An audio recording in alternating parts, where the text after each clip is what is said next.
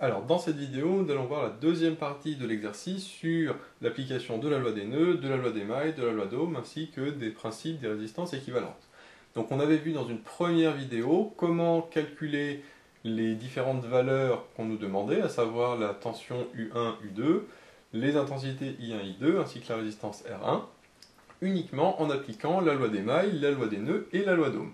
Et dans la dernière question, on nous demandait de calculer R1, mais non pas avec les différentes lois que je viens de citer, mais directement en fonction de E, I, R et R2, avec le principe des résistances équivalentes. Donc cette fois-ci, pas besoin de calculer le U1, le U2, le I1 et le I2, mais on va faire directement en regroupant les résistances, en appliquant le principe des résistances équivalentes.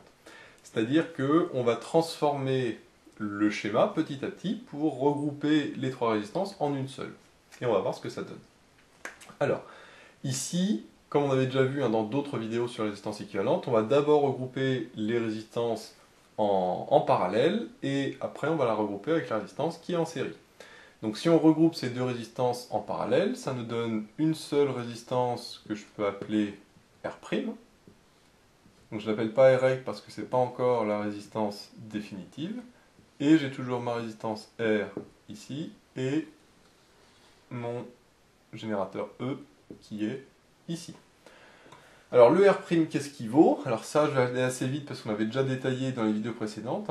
On sait que comme c'est des résistances en parallèle, et ben c'est pas R' qui vaut R1 plus R2, ça c'est quand c'est en série. Quand c'est en parallèle, je sais que c'est l'inverse de la résistance équivalente qui est égale à la somme de l'inverse des résistances. C'est-à-dire que j'ai non pas R' égale R1 plus R2, mais 1 sur R' qui est égal à 1 sur R1 plus 1 sur R2. Si je mets au même dénominateur, ça me donne R1 plus R2 sur R1, R2. Et donc maintenant, j'ai plus qu'à inverser pour avoir R'. Donc là, je vais effacer les différentes valeurs dont je n'ai plus besoin, notamment ces deux-là, I1 et I2, dont on ne va pas se servir ici.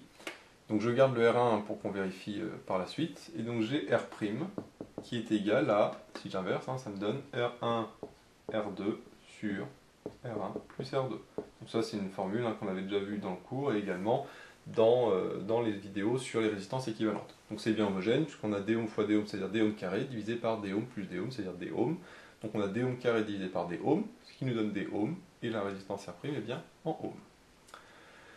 Une fois que j'ai ça, je vais encore pouvoir regrouper les deux résistances en une seule, que cette fois-ci je vais appeler Rec, puisque c'est la résistance définitive, donc avec toujours le générateur E ici, et Rec c'est tout simplement la somme des deux résistances, c'est-à-dire R plus R', puisque ici j'ai deux résistances en série. Donc là, le U1 et le U2 dont j'ai plus besoin, je vais l'effacer aussi. Et donc j'ai le Rec, que je vais noter là, qui est égal à R plus R', puisque les deux résistances R et R' sont en série. Avec le R' qui vaut toujours ça on va le réécrire par la suite. Une fois que j'ai ça, il ne faut pas oublier de marquer l'intensité. Pourquoi? Parce que l'intensité I qui traversait la résistance R, celle-là, elle n'a pas bougé, c'est toujours la même résistance I. Donc c'est aussi la résistance qui traverse R'.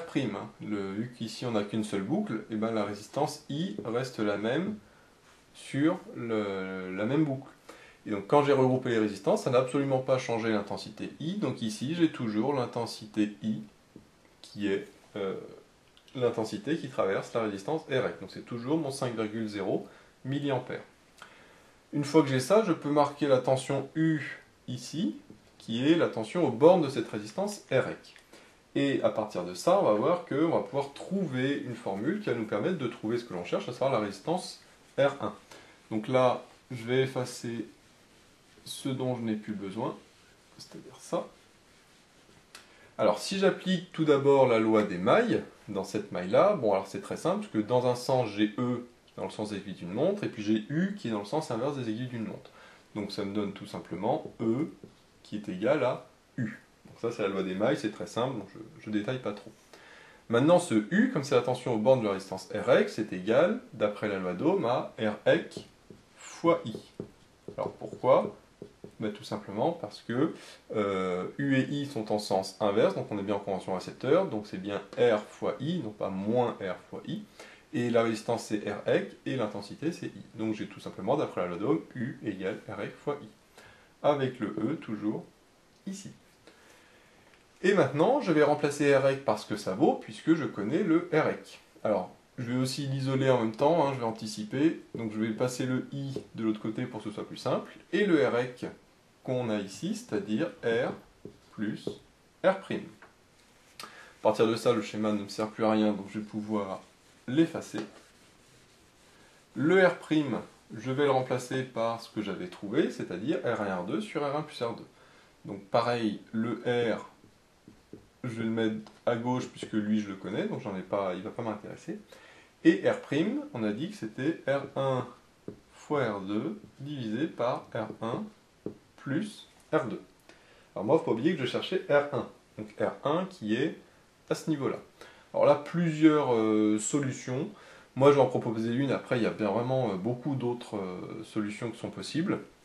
On va d'abord passer le R1 plus R2 à gauche et le R2 en dessous. C'est-à-dire que si on passe d'abord le R1 plus R2 à gauche, ça va me donner ça, hein, E sur I moins R, fois R1 plus R2.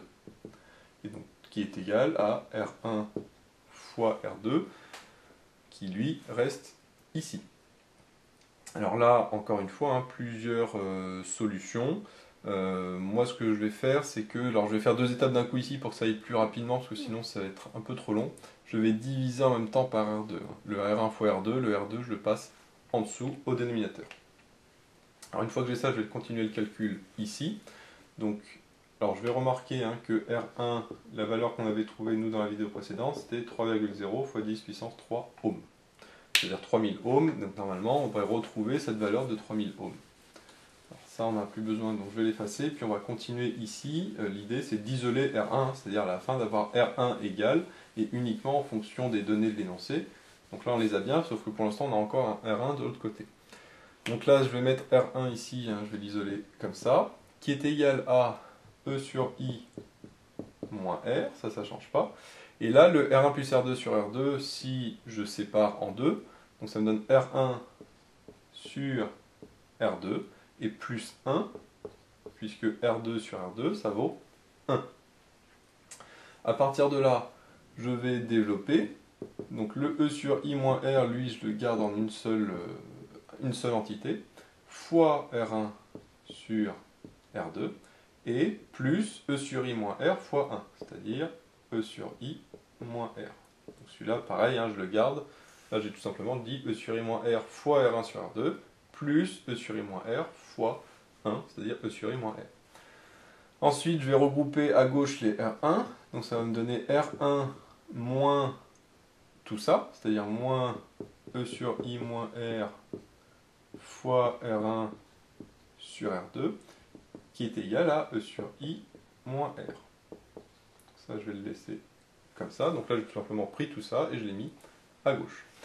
Maintenant, je vais factoriser par R1. Donc ça me donne R1 facteur de moins 1, hein, parce que là, il n'y a rien du tout, et moins, du coup, tout ça, sauf le R1, c'est-à-dire E sur I moins R fois 1 sur R2, hein, puisque là, j'ai factorisé par R1, donc le R1 devient 1. Et donc tout ça, c'est toujours égal à E sur I moins R. Donc on voit que c'est une expression quand même assez compliquée, donc il faut bien faire attention hein, à ne pas se tromper et à bien faire les étapes. Là, je les ai fait des fois un petit peu rapidement, on peut tout à fait détailler un petit peu plus, il n'y a pas de souci. Alors là, la dernière étape, ça va être tout simplement de passer le facteur que j'ai pris de R1 de l'autre côté, c'est-à-dire à droite au dénominateur. Parce que là, du coup, j'ai mon R1 ici, qui est fois toute cette parenthèse, j'ai juste à passer la parenthèse en dessous. Donc, si j'écris, donc au dénominateur, on va avoir cette grosse parenthèse, et au numérateur, on va avoir le E sur I moins R qui, lui, ne change pas. Et au dénominateur, je vais avoir tout ça, donc ça me donne 1 moins E sur I moins R, le tout fois 1 sur R2. Donc voilà un petit peu l'expression que l'on trouve. Alors on pourrait éventuellement l'écrire d'une manière un petit peu différente, il n'y a pas de souci. Mais en tout cas, voilà l'expression que l'on doit trouver. Alors on peut vérifier très rapidement que c'est homogène. E sur I, ça c'est des ohms, parce que c'est des volts sur des ampères. Donc d'après la loi d'Ohm, volts sur des ampères, ça c'est des ohms. Moins des ohms, donc c'est bien au numérateur des ohms. Au dénominateur, j'ai un E sur I moins R, donc là on vient de voir c'était des ohms, mais fois 1 sur des ohms, donc ça s'annule, ça donne des ohms sur des ohms, ça ne donne rien du tout. 1 moins quelque chose sans unité, donc c'est bien tout ça sans unité, donc ça donne des ohms sur quelque chose sans unité, donc au final, quelque chose sans unité. Quelque chose, pardon, en ohms, puisque j'ai des ohms sur rien du tout. Donc du coup, l'expression que j'ai trouvée ici est bien homogène. Après, est-ce qu'elle est bonne ou pas, ça on ne sait pas, mais en tout cas, elle est homogène. Maintenant, il reste à faire l'application numérique. Donc là, je vais juste écrire les différentes valeurs, parce que c'est un petit peu compliqué après de calculer. Donc le E, c'est 10,0. Le I, c'est 5,0 fois 10 puissance moins 3. Le R, c'est 200. Ensuite, le 1 ne change pas. Alors le E sur I moins R, bah, c'est tout ça. Donc là, je vais juste mettre une parenthèse. Normalement, je mets 3 petits points. Du coup, c'est le numérateur qui est ici. Je ne le réécris pas. Et le R2, on nous donnait que c'était 4500. Alors, si on fait le calcul assez rapidement, 10 sur 5, ça nous donne 2. 2 sur 10 puissance moins 3, donc ça nous donne 2 fois 10 moins 3, donc ça donne 2000. 2000 moins 200, ça donne 1800. Alors là, je vais faire, du coup, ça c'est un truc au brouillon, ça c'est sans chiffre significatif, c'est juste au brouillon. D'ailleurs, je vais le faire sur le côté, ce sera plus simple. Hop. Donc là, c'est juste au brouillon, voir comment se débrouiller sans calculatrice pour faire l'application numérique. Donc comme on vient de voir, un 10 sur 5 ça fait 2, fois 10 puissance 3 ça fait 2000, moins 200 ça fait 1800. Donc la parenthèse ici c'est toujours le 1800, puisque on a, c'est la même expression ici et là. Alors 1800, on voit qu'avec les 4500 ça s'annule. Là ce qu'on peut faire éventuellement c'est mettre au même dénominateur, donc là 1 moins 18 sur 45, si on met au même dénominateur, donc là le 1800 je le réécris, ça nous donne 45 moins 18, le tout divisé par 45. Si je mets le 1 sur 45, alors 45 moins 18, on peut faire moins 20 plus 2, donc moins 20 ça fait 25, plus 2 ça fait 27. Donc là ça me donne 27 sur 45, donc si j'inverse, ça je vais effacer aussi. Donc là je vais assez vite, c'est juste vraiment pour voir comment se débrouiller sans calculatrice. Donc comme on l'a dit, 45 moins 18 ça fait 27, donc comme je divise par 27 sur 45, je multiplie par l'inverse, c'est-à-dire 45 sur 27. Là, j'ai tout simplement inversé la fraction qu'il y avait au dénominateur.